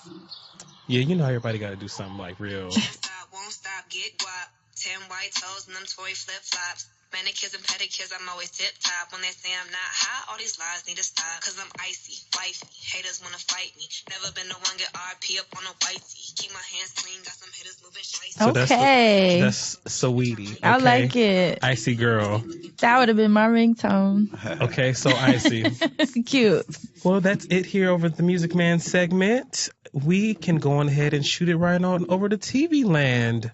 What you got for us, Dustin? Let's talk about it. It's a lot going on the tube. First of all, Scandal is back. This is the final season, season 7, and Olivia and Millie are running shit. Period. Millie is the president. Yes. Olivia is her chief of staff. Right. And Olivia, you heard it. Olivia literally broke the shit all the way down to her last week, like flat out, do what I say so that we can make this history real quick. Girl, we need to, Olivia and Melly have literally sat down and looked at each other and said, we tripping. Let's go ahead and make history and run this shit. And that's what they're doing. Who's the VP? Cyrus Bean. Oh my, okay, wow. Who looked like he's been eating nothing but beans. Cyrus looked gassy in every scene he's in. He always looked like he got gas. He got gas pains. In every single scene that he's in, he looks like he's holding in a fart. He does. So Cyrus Beans. I literally haven't watched since like her mom. Oh my God. Candy Alexander. When her mom was Alexander. That's the last season I watched. So to hear this, I'm like, are you kidding me? Cyrus is VP. It's good. And I'll just leave it there. It's been so good. Anyway, so that's all going on. How to Get Away with Murder has been very good. And I don't even watch that. So I've literally just been watching it when it comes on. And there was an episode that came on last week where, Annalise was in the bed with her sister, and they had both went to their mom's house to check on some shit, whatever. Something happened. And so Annalise shared with her sister what happened and about how she was, up to, be disbarred, and she was already on, restrictions for drinking and all this other stuff. And her sister, it was so funny. Her sister laid there and said, "It's all right. I be drinking too."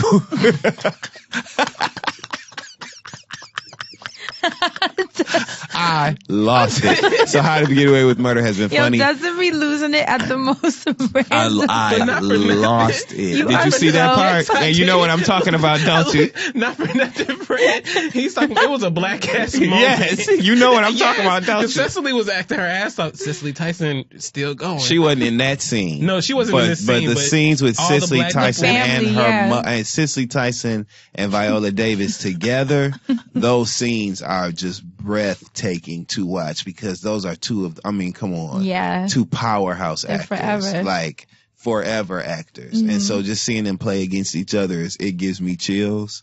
So that's great. But that scene where her sister was like, "It's all right.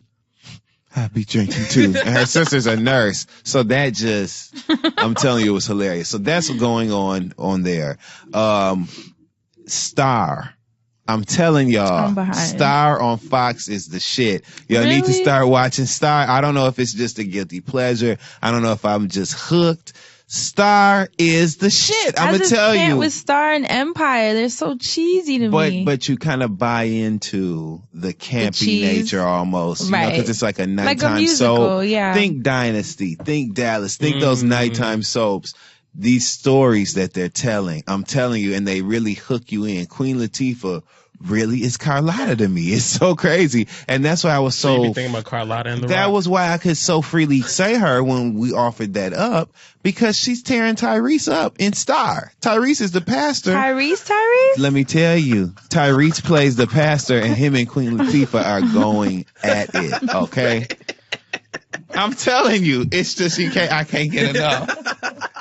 So this week, the girls hijacked a performance. The label tried to play them and make them be background singers on Good Morning America. They came to the front, and those scenes, I'm telling you.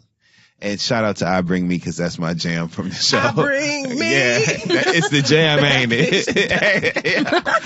Boy, stop. I Bring Me. What's up in the tightest right? It's the jam. Anyway, so I'm addicted to Star on Fox. Oh my God. I can't help it. I also, and then don't even get me started on Queen Sugar. It's so much going on Queen Sugar. I'm behind on everything. Where can I start on Queen Sugar? Let me tell you, baby. I'm still in the episode where she was trying to find the machine, the equipment. Oh, baby. The equipment been found. We done met her mother, Fran. Oh, baby. We done met her mother. Oh, baby. Charlie's mother is played by this actress. I think her name is Sharon Lawrence. Yeah, Sharon Lawrence. Charlie's mom is white. And this white woman, Sharon Lawrence, is laying this character out. She's playing the hell out of Charlie's mother. And this week we found out a bombshell that I really am going. You don't care if I talk about it. No, I mean, I'm so behind at this point. Apparently, all this time, we've been led to believe that Charlie was the result of like this love affair of this woman who stole their father from their mother. And that's why Vi hates Charlie's mother, but they still love Charlie because that's their sister and she was the baby. Come to find out, they mama had left him because she wanted to go explore. And so she left, forced his hand. He goes to California, tells Charlie's mother when he meets her, "I'm in love with this other woman. She left me because she went to go explore the earth," whatever. But they had a love and they ended up having Charlie. Come to find out, the mama was pregnant with Nova. And they didn't even know it. So all this time we thinking Charlie's mama done busted his family up. It was the total opposite. It's been so good. There's so much going on. Darla clean. She want to get back with her parents. She doing right. Ralph Angel losing his mind. He jealous of Darla being clean and being mean to her about it. He didn't got the whole farm. He ain't helping out. Charlie screwing. not helping out? Charlie screwing the nigga that was the sex addict on Girlfriends that's married to Sally Richardson. That's her man. Charlie mama didn't showed up. She a white woman. She done told all the business. On Vida been exposed as a fool who didn't want to deal with Charlie mama just because she was white. So now we looking at that. Blue growing up, he probably getting musty. Everything is going on. So there's so much going on Queen Sugar. Like, if you're not watching, you need to start watching. Love and Hip Hop Hollywood. We keeping this train. Hold on. Somebody was like, when I was saying that I was surprised that Charlie had a different mom, somebody was like, how could you not have realized that she's a totally different color? I'm like, are you kidding? Who doesn't have siblings? In Louisiana, of all places. Who doesn't have siblings that are different complexions? Like, even in my family, you could have one cousin that's darker than his sister's light, and then you have, like, what? It wasn't That's common. It wasn't Fantastic Four. Well, furthermore, that was a bad idea to say to somebody who don't watch the show. Now, watching the show, I can understand why they would say that to you as someone who watches the show, because that was such a big part of the story. So it's like, well, why no, don't you I get mean, it? if it's the storyline, yeah. To the point, right? It's stupid because yes, that's what I'm saying. Complexions. That's why y'all people who watch these shows, you need to be smarter about the way you talk about them to people. They should have never said that to you. Right. You know what I'm saying? Like, I was like, what? Anyway, Lord Jesus. I bring so Love and Hip Hop Hollywood. Love and Hip Hop Hollywood. The reunion then came on. So much stuff happened on the season finale and everything. First of all, Brooke Valentine then found out that Bridget Kelly was going with Boobie down to Catalina's when they had went up there or whatever on vacation and messed around because Brooke was supposed to go, but she couldn't go because she stuck on Marcus, who was cheating on her the whole time. But Marcus, I don't know what it is. She picked Marcus over Boobie because I don't think she ever was into Boobie. I think that was something they just did for the show, but whatever, because it was good to watch. And I think Brooke Valentine is really pretty. Yeah, and I like watching them make out because they're both attractive people. It just makes sense. Brooke Valentine is a pretty black girl. I told you every time they see her, it'd be like, she was like, oh, we filming? Oh, we finna film. Like, she gets like makeup, hair, all that. So anyway, that's all been really good. Moniece then got back with AD, who looks like AD. Y'all know AD look like one of the Backstreet Boys. You know, she knows AD do. She do. Y'all know AD look like AD was in a band, is what I'm saying. Like Aaron Carter, but he's not doing Thank you. Oh my God, y'all. Lucky she look like Bieber. She's a believer. She look like Bieber. AD. Wait, they broke up? Well, yeah, but they got back together. Okay. Because AD's friend came and fucked everything up. Like, you got to be careful about that kind of stuff. AD's quote unquote best friend came in, called Moniece a fake lesbian, all kind of stuff. And Moniece just looked at her. You know Moniece. Now, for those who watch the show, I like Moniece. I've always liked Moniece. I know Moniece is crazy and extra and a lot, but the one thing that I can say is that Monique has been consistent when it comes to demanding accuracy and transparency. And I understand that. So I've always liked Moniece. I've always identified with her. I've never felt like she was no bad mom. I just think shit had happened. But I think she loves her son and she cares about him. And I've always felt sorry for the way that they try to paint her as this renegade bad mom, because they know she doesn't really take any shit. And so they take advantage of her. You know what I'm saying? In that way, and I hate it. She has a lot I of like control. Moniece. Okay. She needs an award for the control and the restraint she shows in some of those scenes. Like, even in the scenes where people think she's being crazy because she's about to beat someone's ass. Like, was it the first season when she got at it with Fizz's, the woman he was dating? Who ain't even around no more. Kindly took off her, like, she was like, don't call me crazy. And the girl kept calling her crazy. And she was like, I told you not to call me crazy. And like, slid her across that granite. Like, the point is, I'm going to fight you if you cross this line. It's not, I'm just a crazy bitch that's going to fight you. Like, exactly. I'm letting you know. She like, set the boundary. She even came to the stud's best friend who she was mad at, you know, they were at the shoot, and she was making everything copacetic. She apologized, and then she said, I'm owed an apology too. And instead of just beating the bitch's ass when she didn't say no, when the girl was throwing the stuff at her, it had me dying when Moniece was like, are you out of your your monkey ass mind, or whatever she said. But Moniece showed a lot of restraint and control, because there was every opportunity for her to fly over and just beat that bitch's ass. But she almost got Hazel ass at the reunion too. She almost got Hazel. Hazel swung and missed, all this shit. And Moniece, when I just understand a lot about Moniece. When Moniece went backstage and they were trying to calm the fight down, the way she was like, I hate her! I knew it, the way she said that, it took everything she could do not to get over there to Hazel in that moment. And I saw it. So Love and Hip Hop Hollywood has been really, really good. But today, Oh, there's one more thing that we need to talk about. What'd you forget? Mary. But you know what? I can't even do it. I've given Tina Campbell all that I can give her. I wish her nothing but the worst. Now, but let's talk for 1 second about Sister Circle. Okay? The talk show that comes on TV One. Now, I have a lot of irons in this fire, right? I have dogs in this fight. Yes. This is a black talk show on a black network that is giving a chance to a lot of people who I feel like should be taken seriously, more seriously than they are. Quad is one of them. I like Quad. Quad is from Married to Medicine. I watched that show. I've watched it since season 1, episode 1. I've always liked Quad. Quad takes herself more seriously than a lot of the people on the show. Seeing her, transition into being a talk show host, I was happy for that come up, for the glow up one time for last week's episode. I was happy to see that happen. Selena Johnson is somebody I've actually worked with before, so I've seen her personality in action. You hosted her show. Yeah, I appreciate, there's a naivete to her authenticity that makes her just a joy to be on this panel. Like, it's something about her, the jokes that she tells, the things that she chimes in and says, it's just real. And there's no pretense. I appreciate that. Rashawn Ali, professional, you know what I mean? She was a sportscaster. She's worked in media. They lean on her a lot as the lead on the show. So there's a place for her on this panel.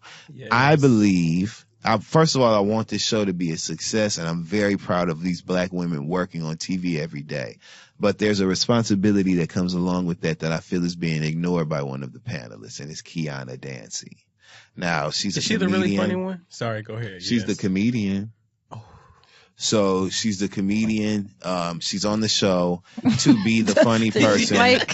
She's on the show to be the funny person, but she's problematic as fuck. She's like super problematic. In what ways? Like the other day, it's like she forgets that there are things that you should and shouldn't say, or things that you should and shouldn't do when she's trying to make points that are bigger than her scope. She's one of those people who appears to be, I'm your home girl, and I'm here to be the funny, relatable, and crack the joke about the black experience or whatever. But then the moment that the conversation takes a turn for something more serious, as far as the subject matter, she offers up a perspective that is contradictory to what she sells as her personality. Here's an example. They had a discussion. They have a segment on the show called Full Circle, right? They had a discussion about this woman who said that she was put through the paces to cash this check in her bank. I believe it was a $50,000 or $60,000 check. I can't remember the specifics, but they put her through so many different steps. They called her job. They verified employment, verified her position in the job. They verified her mortgage, all these things, right? It was clearly beyond the scope of what's normal, in that procedure.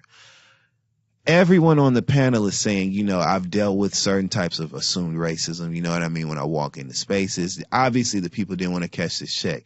So she then, now mind you, they're on a live talk show where people are hinging on what you have to say. Right. So sometimes you have to consider that and be responsible with the way that you offer up information. She immediately says, well, that's why I have, I don't know, I have a relationship with that's why you got to have a relationship with your bank. Cause I have a relationship with my bank. I go in, I say hi and bye and stuff. So when I go in, certain questions they don't ask me, maybe she don't do that. Maybe she didn't say hi. And then, people, it wasn't like it was a direct deposit. It was $50,000 check. Ain't nobody just walking around with checks for $50,000, $60,000. Quad was so visibly, thrown off by the things she was saying. All she could say was, yes, they do, Kiana. There's times where you do have to do that, She, instead of her focusing on the fact that they had mistreated this black woman in this bank and went so far beyond what was normal in this procedure, she starts offering up this story about how maybe the bitch didn't have a relationship with her banker, and that's why nobody needs you to say that right now. Right, it's irrelevant. It's completely irrelevant. And what's your point in saying that? The Cam Newton, the comments that he just made about the woman commenting about sports. Oh yeah. obviously this was something problematic to say. We don't need you saying, well, they just taking that job from because that baby ain't winning right now. I don't think he meant it like that. He young. And I don't think he meant it like that, you know. And she just always plays devil's advocate in the wrong way, and I feel like she shows her true colors. Beyond that, she's not telling jokes that are funny. None of her jokes are landing. None. And she's throwing everyone else off. Is she famous? No. I'm not familiar. She's done a lot of work in comedy, I guess, and she has a following, so I guess, you know. My introduction to her was on this panel. And so just the references that she's making, she's bringing the show down, and you can see it wearing on the other panelists. I want this show to be successful, and I guess it's so offensive to watch it happen because of the ways that she's saying it and doing it. They had a segment the other day, and lawn care came up. No, that's what it was. They were talking about neighbors picking up behind their pets. See, you ain't gonna be leaving all that doo-doo on my lawn. See, I live in a nice neighborhood, and I pay the Mexicans a good coin to keep my lawn up. Oh, Lord. Quad, literally, you should have seen Quad. I just have so much sympathy for Quad because I can tell that she's really trying hard to take this seriously and elevate her career, yeah. And this girl sitting in next to her is literally pushing, she's got her foot on the neck of every one of Quad's buttons.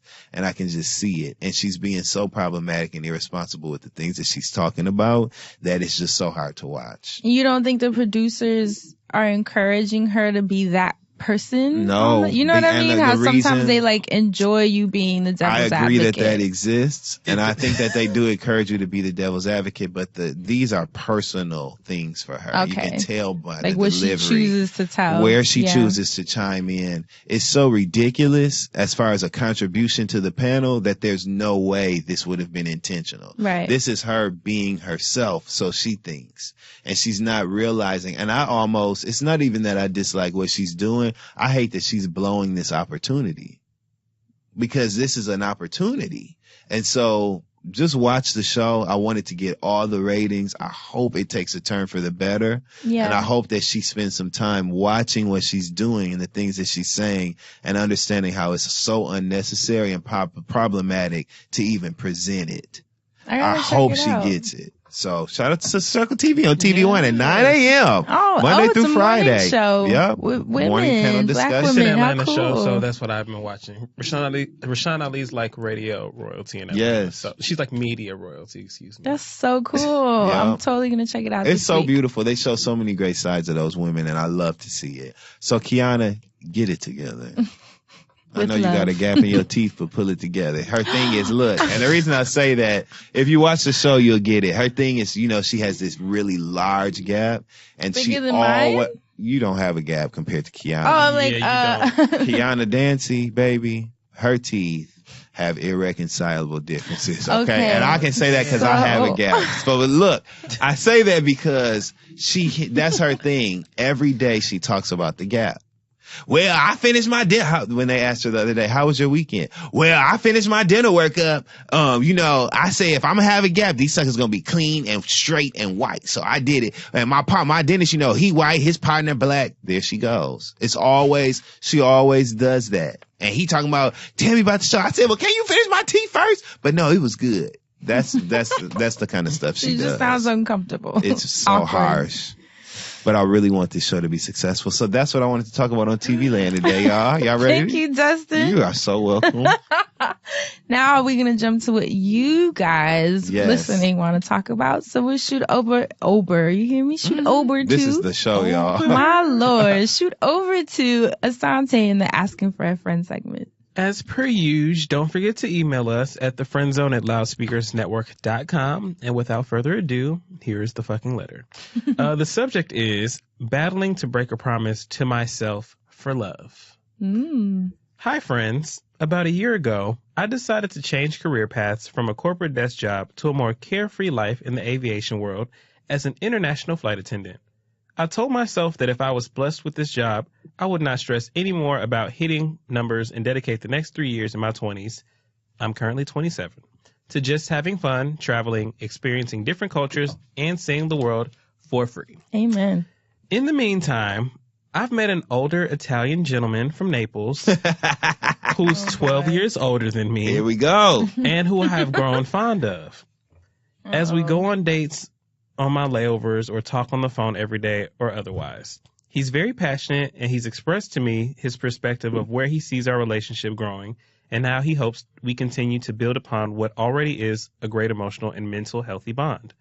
The annoying thing is, he is always asking me to consider quitting my job sooner and not wait until I turn 30, because he's not getting any younger and he's almost 40.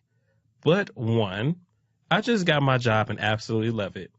And two, I made a commitment to myself that the rest of my 20s was going to be dedicated to traveling and being carefree.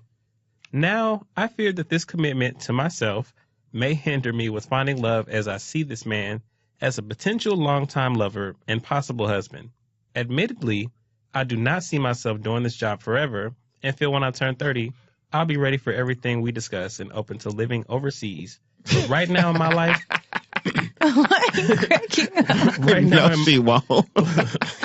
right now in my late 20s, I am Dustin. content and present.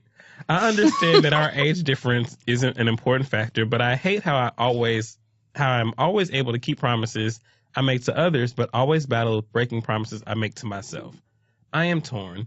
Should I continue to follow my passion or take a risk and follow love? To me, 3 years does not seem that far away, but he tells me 1 more year is long enough. Sincerely, a nomadic spirit with an open heart. And she also included a picture of the man. Really? Yeah, she did. Okay, now that changes my answer. Because, okay. I mean, fuck that job. Look, okay, right? so here's the I'm like, thing. wait a Lovely minute. photo. She knew what she was doing sending that picture. Look, okay, I see why. She's like, answer wisely. I hear you, LaToya. Torn in between the two, because I really want to Be with you. Oh, boy. So, what do you guys think? Should she stay or should she go? Keep your job. And when you turn 30, you're not going to be ready for all of that shit. There's no magical, glitter curtain you walk through at age 30 where like, now I'm all set. That's why I started laughing, because I'm like, baby, don't even put all your eggs in that basket. If only you knew. Okay. So, but yeah, I say continue to work your job. Don't worry about it. I'm looking at the picture now. He has done this before. That's why he wants you to do all this stuff that he's proposing to you now. He obviously likes the excitement and independence that your job gives you. He met you that way. Continue with that. Continue to nurture the relationship. Have fun. Be exciting. Keep him enthralled and get your cunt off the top. That's all I have to say. I mean, I would hate for you to change the course of what's making you happy, because you're saying the job makes you happy, you're like happy with the traveling, and you set your sights on what your 20s should feel like. Shout out to creative visualization. So I would hate for you to throw all that away. I know he is fine. Asante just showed the picture again. Just before you say your final answer, but to throw all that away for this very, very, very handsome man, and then what if he changes his mind? Need another one. Shit. If he changes his mind, are you going to be like, fuck? Like for me, I say stick with what you have control of, which is where your life is going, because you won't have control of another person, and giving them the power over the trajectory of your life is a little scary to me. So as someone who's a little older than you, I say keep having fun. There are plenty more men that you'll probably meet that are just as awesome and probably won't give you an ultimatum. Well, I think you should just go on ahead and keep doing what you're doing, young sis. Yep. Don't worry about leaving your job for this man. Ride until the wheels fall off, and if he feels like, this 1 year has been too long, that's 1 year that you've had with this fine man, and you can spend the next 2 with another fine man, or by yourself, just seeing the rest of the world. I mean, I feel like as long as you're traveling, the promise to yourself is important, just because at the end of that 3 years, there is going to be like something waiting for you. And it might be a man, or it might be an opportunity that does not require a man. So I feel like you should just go on ahead and live your life so that way you can tell your story at 30. And not because you just have to wait until 30, but you made this promise to yourself and you're getting to see the world for free. I'm not about to up and quit my job, go to a whole different country for some man, because things, could be going well right now. But he is older, so if he forcing you to quit your job and you pushing, no telling what else he gonna try to force you on, and you're gonna have to let it go too, because you're in a whole different country. Right, fuck around and get stuck out there. Fuck that shit. Make his ass move over here. Shit. I think your ass needs to keep having layovers in Italy. Okay, make you have a ball. Have a ball. Make you a little friend group while you out there. And so if you do decide that you want to be with his ass, you got you some friends out there. And if you ain't fucking with the people, then maybe you ain't gonna want to fuck with him long term, and you just gonna rethink some things. Just don't make this decision now. You're too young. But live your life. And it, low key, that's a red flag. Right? He don't want you to, like, girl, you see in the world Any for free? Man that, like, what? Tells me to quit my job, quit my job to be with him because he's ready to settle down is a red flag to me. Baby. I had fun. Okay. Oh, delicioso. Okay. But, well, thank you. Hopefully that helped in some way, LaToya. Okay. I think that you can keep him around. You know, he's older. He's fine. Shit. I forgot to say he is fine, okay? But I'm sure you got it like you that, so he can stay around for a while. All right. Keep that. Also, don't forget, you can email thefriendzone@loudspeakersnetwork.com when you want to submit your Black Business of the Week. And the Black Business of this week is Harlem Brewing. Now, I'm happy already. Do you drink beer? No. Do you drink beer? Whoa, whoa, whoa, whoa! So, dude. Randomly. I used to drink Coronas. Okay. A cold Corona back in the day. What? That used to be my shit. Corona was good. Right? At the cookout. You're doing something at the club and get a little grenadine in your shit. Okay. You classy. Classy. A class act. That little red Corona used to be like, oh, yo, Corona lit. You ready for the party? That's right. Still got the lime on top. Anyway, outside of the Corona beer, Harlem Brewing Company is a company owned by a black woman, actually. And I hope so. Cute. No, I'm just playing. I actually was at Harlem Shake, and they, you know, have all the fancy stuff. And they're like, oh, yeah, we have this beer. It's local. I was like, it's local beer. And they're like, yes, a black woman, she owns it. And I said, word, a black woman owns the brewery? That is so cool. Dope. So check out Harlem Brewery, or check out harlembrewing.com so you can find where the beer is carried. Like I said, one of the restaurants that I was at where they had it was the Harlem Shake, which has a couple of different locations.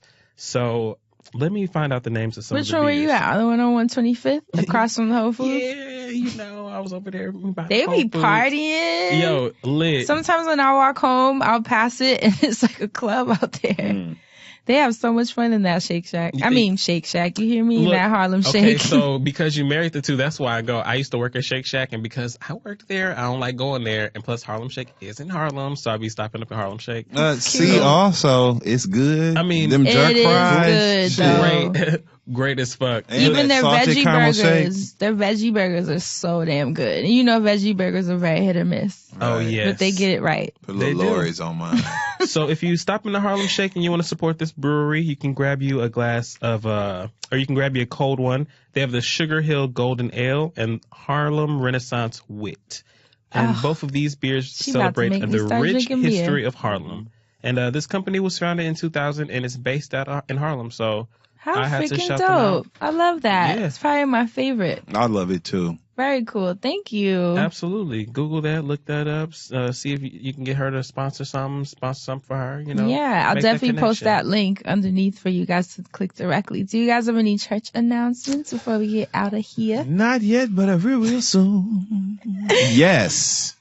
I will real soon. I fucked it up for a minute. I love the smirk. Yes. What about you, Asante? Well, for everybody that's trying to come see the kid, hopefully if you're going to be in Columbus, Ohio, if you're a student in Columbus, I'm going to see you on the 19th for the Reed Show. If you're not a student for Columbus, you guys are going to Ohio? We are. It's a college date. So this is for those college listeners listening. Just know that anybody, whether it be the friends on the Reed or getting grown even, we will come to your school. So just know that we can do that too. That's so damn cute. But yep, that's what I have on the docket. Outside of that, this weekend I will be in Philly with you two. Yeah. So the Friend Zone will be in Philadelphia on Sunday, October 22nd. Do not forget to come and see us VIP is almost sold out. I don't know. If you can't, all I'm saying is if you can't get the VIP ticket, don't harass me about it. Everybody that's been harassing me, I can't open up no more tickets for you, but just give me $10 when I see you or something. I don't know. And it's on Sunday because somebody snapped me like, see you Saturday. I was like, girl, you're going to be there by yourself. Okay. You an early one, ain't you? Come out on Sunday, have a little praise service with us. We're going to act a plum fucking fool in Philadelphia. So fun. So what yeah. About for you, friend? I mean, that's my weekend as well. I will be in Philly with the guys. We're going to have a blast. I'm very excited to see you guys. We haven't had a Philly show yet, so that should be fun. And I love Philly. I love Philly. Philly's fun. I feel like I haven't been there in a minute, so that'll be cute. Yes. We'll have fun. Yeah, that's it for now. The next stop of my tour is Seattle, which I'm very excited about. And you guys, I'm almost done. Yes. That's the 12th stop. No, the 11th stop of the 12. Amazing. Yeah, so we're like almost there. What's the last stop? Houston, Texas. I just can't believe it. This is crazy. What an accomplishment. So thank you to all the beautiful women that have been a part of it in Seattle. I cannot wait to see you. That's it for me. Amen. I hope y'all get that girl that Steven slapped on the Real World Seattle a couple of years ago. Irene, I hope she show up. Oh my God. I would die. Or if you in Seattle, I hope you got the bear out the water when he threw it. That bear is fucking I know somebody in production got that damn bear. Somebody's like, I'm going to get it. It might come back like old boy did on Claws. Sell it on eBay. They threw his ass out to the sea and he came back alive. That bear gonna come back to the next Real World house. And it's gonna wash up ashore. On that note, that's it for us this week. We hope you guys took something away from this episode. As always, thank you